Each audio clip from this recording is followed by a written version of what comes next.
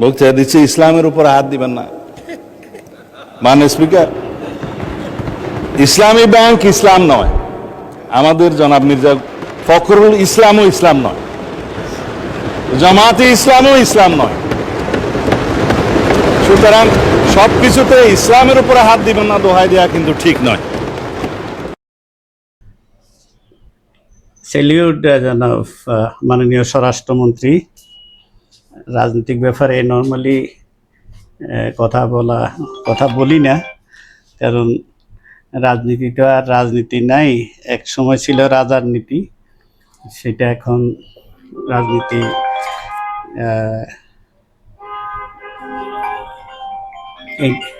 এই দেশের জন্য, এই দেশে, এই ভূমিতে যারা আমাদেরকে স্বাধীনতা আনিয়ে দিয়েছে নিজের বুকের রক্তের বিনিময়ে, জীবনের বিনিময়ে, সেই মানুষদেরই কোনো মূল্যায়ন নাই। তাদেরকে যেভাবে অপমান অপদস্থ করা হচ্ছে, তো সেই এরকম একটা দেশে রাজনীতি নিয়ে কথা বলাটা আরও বিপজ্জনক।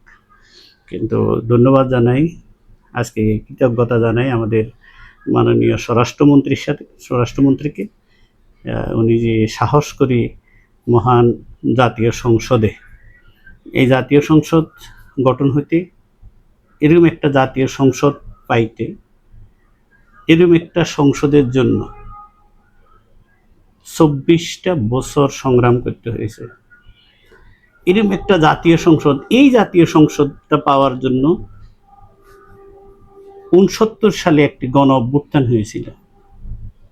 এই জাতীয় সংসদটা পাওয়ার জন্য 70 নির্বাচন হয়েছিল। এই জাতীয় সংসদটা পাওয়ার জন্য 70 নির্বাচনে অকুতোভয় বাঙালিরা তাদের পছন্দের মার্কা ভোট দিয়ে তাদের নেতা নির্বাচিত করেছিল। কিন্তু দুর্ভাগ্য, পশ্চিমারা তাদের নেতাকে মেনে নেয় নাই। রাতের অন্ধকারে, 25শে মার্চের রাতের অন্ধকারে বাঙালির উপরে, ঘুমন্ত বাঙালির উপরে হায়নারা ঝাঁপিয়ে পড়েছিল।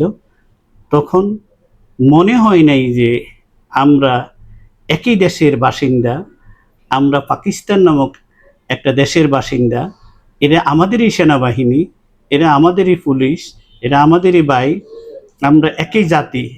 সেই কথা সেদিন তারা ভুলে গিয়েছিল।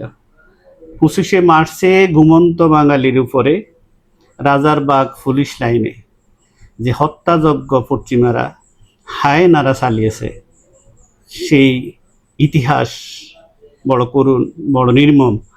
যারা হারিয়েছে শুধু তারাই তার বেদনা বুঝে, যে হারায় নাই তারা সেটা বুঝে নাই। 70-এর নির্বাচনে একক সংখ্যাগরিষ্ঠ দলকে ক্ষমতা না দিয়ে আমাদের উপরে যুদ্ধ চাপিয়ে দিয়েছিলেন। সেই যুদ্ধে আমাদের দেশের কৃষক, শ্রমিক, মেহনতি মানুষ, রিক্সাওয়ালা, দামাল ছেলেরা, আমাদের ছাত্র, সকল শ্রেণীর মানুষ নিজের দেশ মাতৃকার, নিজের জন্মভূমিকে রক্ষার জন্য যখন লড়াই করেছে, নিজের ম্যান্ডেট রক্ষা করার জন্য, যে তারা যাকে ভোট দিয়েছে, ভোট দিয়ে যে সরকার এরা চেয়েছিল, সেই সরকার যখন হইল না, তাদের উপরে যখন, ঘুমন্ত জাতির উপরে যখন, নিরস্ত্র জাতির উপরে যখন হত্যাযজ্ঞ চালানো হলো, তখন এই দেশেরই কিছু লোক দীর্ঘ 9 মাসের সংগ্রামে, এই দেশেরই কিছু লোক নিজ দেশের লোকের উপরে হত্যাযজ্ঞ চালানোর জন্য আল-বদর, আল-শামস, রাজাকার কত বাহিনী গঠন করেছেন আমার চোখে দেখা। সেই ইতিহাস আমি কারো কাছ থেকে শুনতে হয় না, কারণ সেই যুদ্ধে আমি আমার বাড়ির আমার 2 জন আত্মীয়কে হারিয়েছি, আমার দাদা, আমার এক দাদি। নিজের চোখের সামনে দেখেছি তারা গুলিবিদ্ধ, বুকে গুলিটা যখন লেগে পিঠ দিয়ে বের হয়ে গেছে, তখন তার পিঠের অবস্থাটা কি ছিল নিজ চোখে দেখা, এখনো সেই স্মৃতি দগদগ করে। আমরা দেখেছি সেদিন ক্যাম্পে নিয়ে আমাদের মা বোনদেরকে কিভাবে নির্যাতন করা হয়েছে, সেটা আমাদের চোখের দেখা।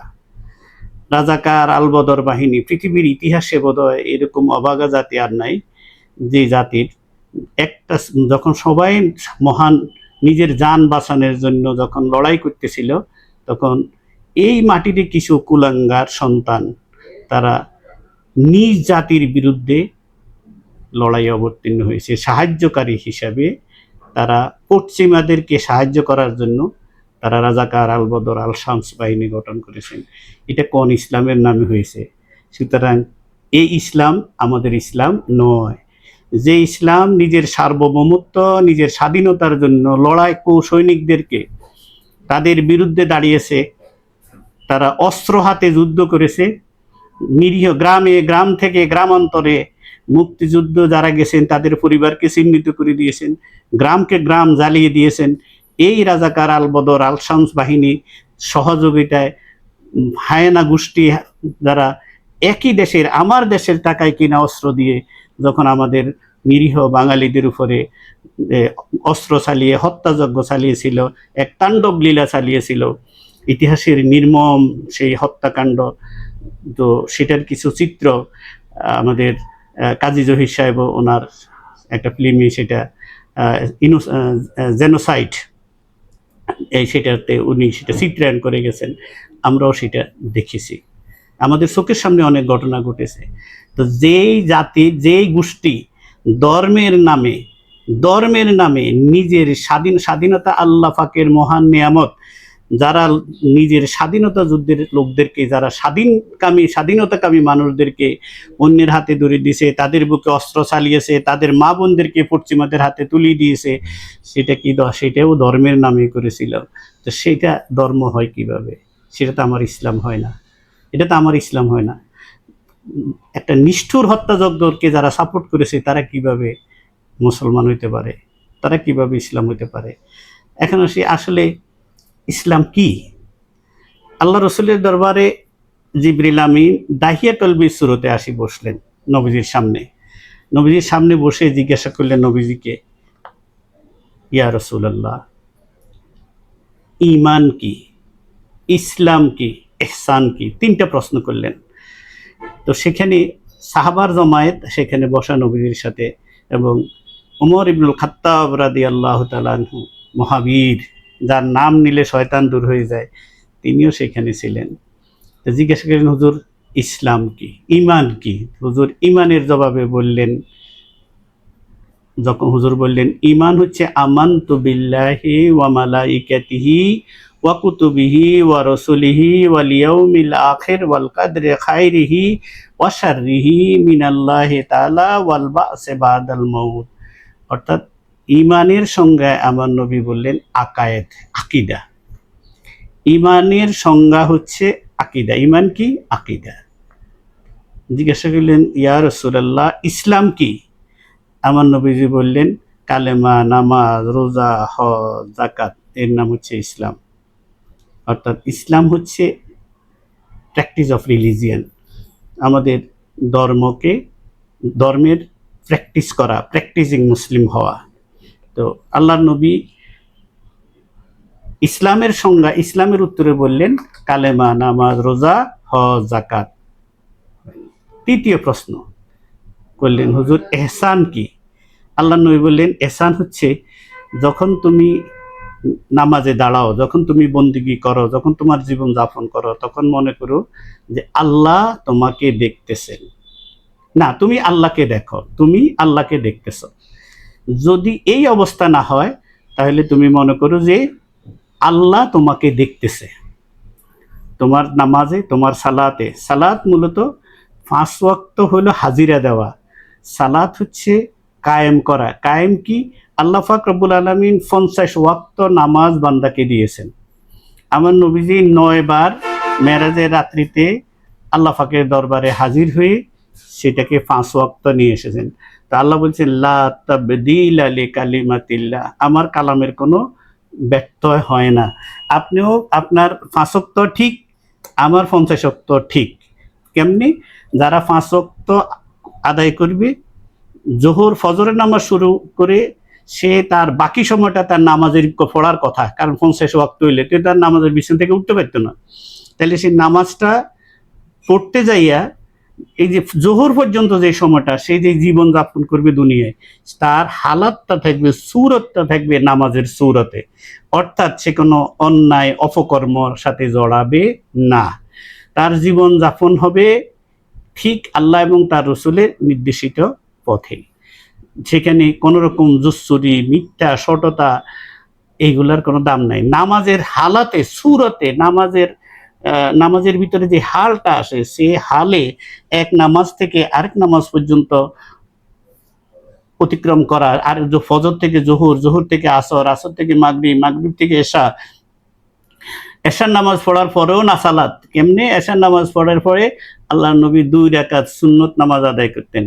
2 রাকাত সুন্নত নামাজ আদায় করি, সুন্নত ওই নামাজ ওই অবুযু অবস্থায় আল্লাহ নবী ঘুমানোর জন্য নির্দেশ দিয়েছেন। 2 রাকাত নামাজ এশার নামাজের পরে, বিতিরের পরে 2 রাকাত সুন্নত নামাজ আদায় করলে ফজর পর্যন্ত, বা কারো যদি তাহাজ্জুদ পড়ার অভ্যাস থাকে, ওই সময়টুকু পর্যন্ত তার সময়টা সালাতের ভিতরে, নামাজের ভিতরে অতিক্রান্ত হয়। সুতরাং একজন মুমিন মুসলমানের জীবন, ঈমানওয়ালা, কোনো মুনাফিকের কথা আমি বলতেছি না, মুমিন মুসলমানের জীবন থাকবে নামাজের সুরতে। এই জন্য এটাকে বলা হয় নামাজের হালাত। কিন্তু 5 ওয়াক্ত পড়লেই 50 ওয়াক্ত আদায় হয়। তার মানে 5 ওয়াক্ত পড়তে হবে, কিন্তু 50 বাকি সময়টুকু নামাজের সুরতে, নামাজের হালাতে জিন্দেগি যাপন করতে হবে। হালাল জীবিকার সন্ধান করতে হবে, সৎ পথে জীবন যাপন করতে হবে, মানবতার কল্যাণে নিজেকে কাজে রাখতে হবে। আল্লাহ এবং আল্লাহ রসুল যে বিধিবিধান দিয়েছেন, সেই বিধিবিধানের উপরে নিজের জীবনের সময়টুকু অতিক্রম করতে হবে। এটার নাম হলো নামাজ কায়েম করা। শুধু যে মসজিদে দৌড়ে যাইয়া প্রথম কাতারে বসি নামাজটা পড়ে উঠে এসেই মানুষের হক নষ্ট করা, মানুষকে কষ্ট দেওয়া, মানুষকে গালি দেওয়া, মানুষের নামে চগলখড়ি করা, এটার নাম নামাজ নয়। প্রকৃত নামাজি হচ্ছে ওই নামাজি যারা এগুলা করে, তাদের যে ফাওয়াইলুল লিল মুসাল্লিন, তারা ওই নামাজিরা হচ্ছে জাহান্নামে তাদের একেবারে নিম্ন স্তরে তাদের বসবাস করা। তো ওই নামাজিদের জন্যই ওই জাহান্নামটা স্পেশালি নিযুক্ত করা হয়েছে, যারা নিজেকে 5 ওয়াক্ত পড়ে কিন্তু হালাত নামাজের মধ্যে রাখে না।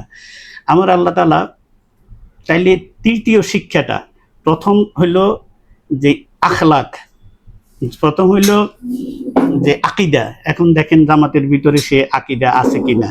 জামাতকে যদি জিজ্ঞাসা করেন যে রাসূলুল্লাহ সাল্লাল্লাহু আলাইহি সাল্লাম তাদের যে আকিদা, তারা আবু আলা মওদুদী সাহেবের যে আকিদা তারা পোষণ করে, সে আকিদার ভিতরে আপনি যদি পড়েন মওদুদী সাহেবের কিতাবগুলা, আলহামদুলিল্লাহ আমাদের কাছে সব সংরক্ষিত আছে। সময় যখন আসবে তখন উন্মোচন হবে ইনশাআল্লাহ।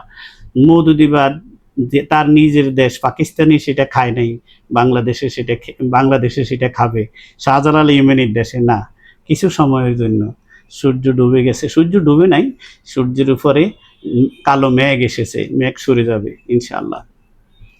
সুতরাং আমাদের মাননীয় স্বরাষ্ট্রমন্ত্রী যেটা বললেন, আমি ওনার সাথে একমত হয়ে আমার ধর্ম কি বলে সেই বিষয়টার উপরে একটু ব্যাখ্যা করতে চাইতেছি। সুতরাং আপনি যদি আকায়েদের কথা বলেন, 0।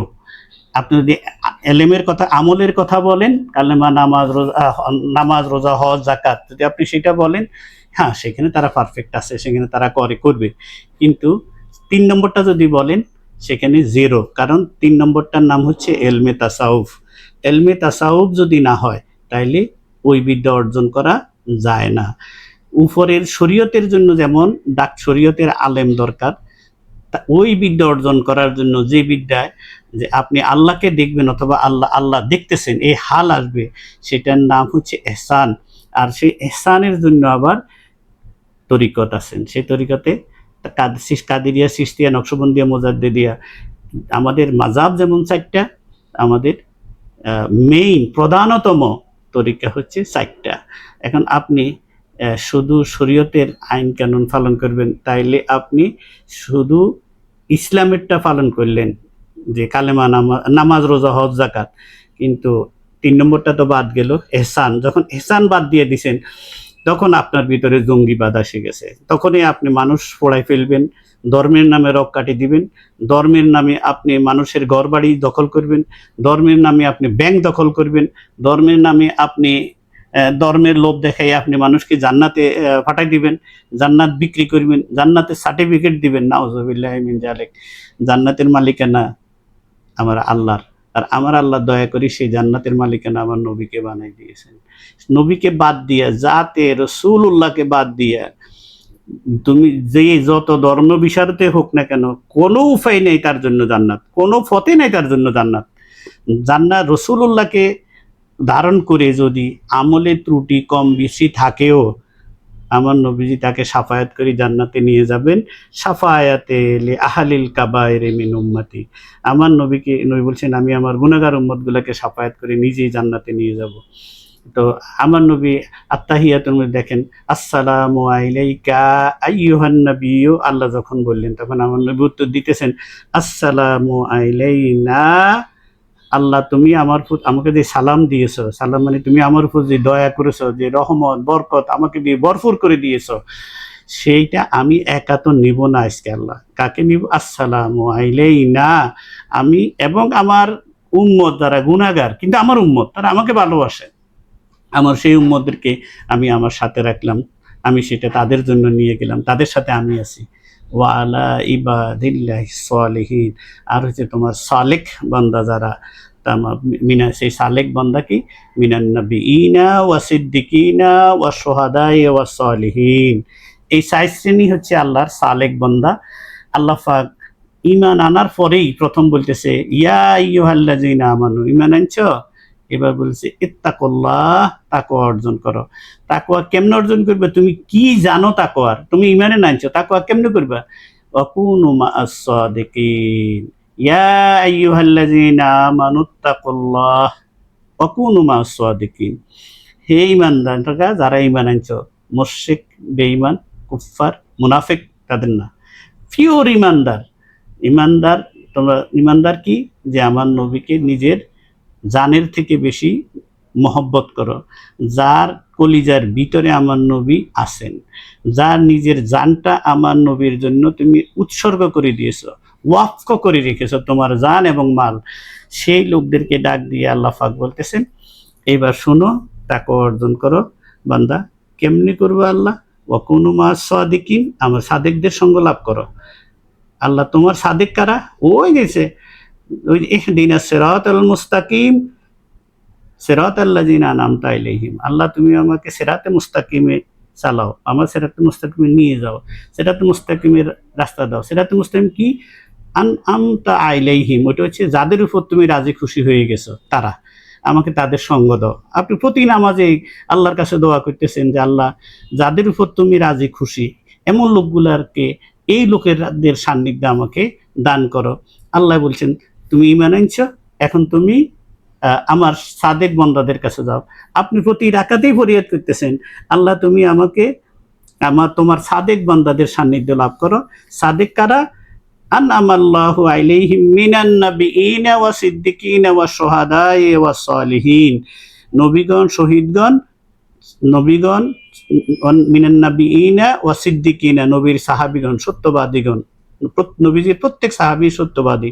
মিনান নাবিয়িনা ওয়া সিদ্দিকিনা ওয়া শুহাদাই, শহীদগণ, ওয়া সালিহিন, সালিহিনের অর্থ হচ্ছে আউলিয়া এ কামিলিন, অর্থাৎ যার ভিতরে যার আকায়েদ ঠিক আছে, যার আকায়েদ ঠিক আছে, যার প্র্যাকটিসিং ইসলাম, যে ইসলামকে প্র্যাকটিস করে, এবং যিনি এলমে তরিকতকেও এইটা আল্লাহকে দেখে দেখে বা আল্লাহ ওনাকে দেখতেছেন এই হাল নিয়ে যিনি নামাজ পড়েন, তার জীবনযাপন করেন, তার আল্লাহ বলছেন নামাজ শেষ হয়েছে, এখন দুনিয়ায় ছড়িয়ে পড়ো। কি জন্য? তোমার রিজিকের জন্য। মসজিদে সারাদিন মসজিদে থাকার জন্য আল্লাহ তাআলা বলে নাই। তো আল্লাহ বলছে যে তোমার নামাজ শেষ, এখন তুমি জমিনে ছড়িয়ে পড়ো, হালাল রিজিক অন্বেষণ করো। হালাল রিজিক আল্লাহ তাআলার অনেক বড় নিয়ামত। মানুষের ধন সম্পদ লুটপাট করিয়া মাইরিয়া খাইয়া আপনি যত বড় মুসল্লি হন না কেন আল্লাহর দরবারে কবুল হবে না। সুতরাং হালাল রিজিকটার কথা আল্লাহ পাক বলছে, এটা অনেক বড় নিয়ামত। সুতরাং এই তিনটা না হইলে সে তো পূর্ণাঙ্গ ইসলামের বিধানের ভিতরে আসলো না। যদি তার ভিতরে ঈমান কি, ইসলাম কি, এহসান কি, এই তিনটার সম্মিলিত হইলেও পরিপূর্ণ ইসলাম। এবং ইসলামে যারা যাবে এবং যারা এটা মানে, যারা এই বিরে, তাহলে মাশাআল্লাহ আহলে সুন্নাত ওয়াল জামাতভুক্ত সমস্ত মানুষ এটা মানে, যার কারণে আহলে সুন্নাত ওয়াল জামাতের কোনো লোকের হাতে লাঠি নেই, তারা কাউ ক্লাস কবর থেকে উঠায় না, তারা আল্লাহর ওলিদের সান্নিধ্যে কামনা করে। কারণ আল্লাহ বলছে ইন্না রহমাতাল্লাহি কারিবুম মিনাল মুহসিনিন, আমার রহমত খোঁজ করতেছ কোথায়? বাতাসে রাস্তায় ঘাটে না, রহমাতাল্লাহি কারিবুম মিনাল মুহসিনিন, যারা আমার মহসিন বান্দা তারা কারা? ওই 4 শ্রেণী। তো ওদের সান্নিধ্য লাভ করো, কারণ আমার আমার রহমত হচ্ছে তাদের কাছে। গুনাহ মাফ চাও, তাদের কাছে যাও, তাদের দরবারে বসে, তারা আমার পাওয়ার হাউস, যে তাদের দরবারে গিয়ে তাদের উসিলা দিয়ে তাদেরকে দিয়ে সুপারিশ করাই দাও, আমি তোমাকে মাফ করে দেব। আমার নবীর দরবারে হাজির হয়ে যাও, আমার নবী যদি সুপারিশ করে তাইলে আমি তোমাকে মাফ করে দেব।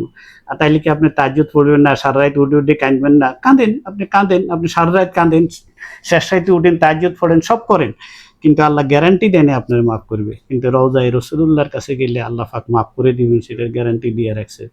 সুতরাং যারা যায়, যাদের যাওয়ার মতো, যাদেরকে দয়াল নবীজি ডেকে নেয়, যাদের যাওয়ার তৌফিক হয়, যারা সেই আকীদা নিয়ে যায় যে আমি দয়াল নবীজির রওজায় গিয়া আল্লাহর কাছ থেকে আমার মাফ নিয়ে আসি, আমি জান্নাতের সার্টিফিকেট নবীজির দরবার থেকে নিয়ে আসবো। কারণ জান্নাতের সার্টিফিকেট মানজারা কবরি ওয়াজাবাত লাহু শাফাতি, আমার দয়াল নবী জান্নাতের সার্টিফিকেট দিবেন।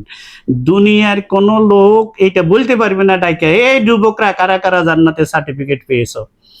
আমি জানি না এ কোন ইসলাম, এ কোন ধর্ম। সুতরাং আমাদেরকে আমাদের ধর্ম থেকে অনেক দূরে সরিয়ে নিয়ে যাচ্ছে। আমাদের ধর্মে কোনো জঙ্গিবাদ নেই। মাওলানা জালালউদ্দিন রুমি রাস্তা দিয়ে যাচ্ছেন রাতের অন্ধকারে, উনি একটা চিপা গলি দিয়ে যাচ্ছেন, সেখানে একটা কুকুর শুয়ে আছেন, উনি সকাল পর্যন্ত দাঁড়িয়ে আছেন, ওই কুকুরটা ডিস্টার্ব হবে ঘুমে, তিনি রাস্তাটা পার হইতেছেন না। এটা হচ্ছে আমাদের ইসলামের শিক্ষা, যে কারো ক্ষতি হইলে। কিন্তু আজকে আমরা যদি, আল্লাহ পাক আমার সৌভাগ্য হয়েছে, আমি ইউরোপের বিভিন্ন দেশে ঘোরার সুযোগ হয়েছে, বিভিন্ন আমার কার্যক্রমে আমি দেখেছি, সেখানে আমাদের ইসলামের যে কথাগুলা, যে ইসলামের যে আমলগুলা, সেটা মূলত তারা নিয়ে গেছেন। আমরা ইমানের নাম করি, ওরা শুধু লা ইলাহা ইল্লাল্লাহ এটা মানে মুহাম্মাদুর রাসূলুল্লাহ যদি মানত, তাইলে ওরাই সবার আগে জান্নাতে যাইত। কারণ ওদের কাছে মানবতা, মানুষের জীবনের দাম অনেক বড়।